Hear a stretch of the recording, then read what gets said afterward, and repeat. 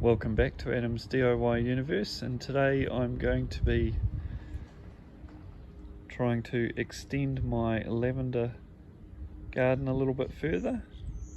One way you can do that is to take cuttings and plant them in potting mix, and most often they will take and grow their own roots, and then you can plant them back out in the garden again once they're good and strong. But another way of doing it is a little bit of spotting around your garden, and you can see here there's a little lavender seedling just under this box hedging, and I'm going to dig that out and plant it in a little recycled pot there and let it grow, and then pop it back out in the garden once it gets a bit bigger and more established.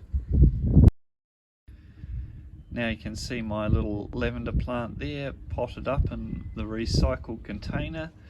I've made a few little holes in the bottom of it so that it can drain nicely and the water doesn't become too stagnant that goes in there.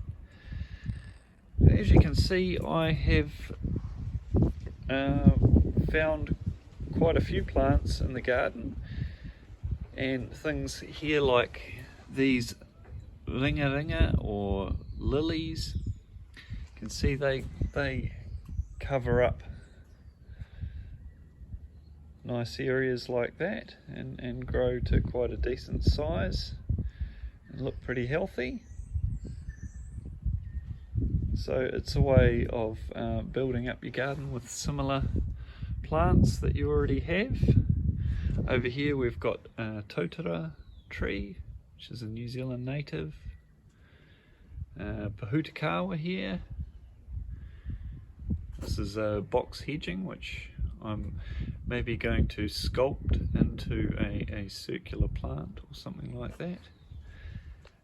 And yeah, we have a whole selection there, all been scouted from the garden.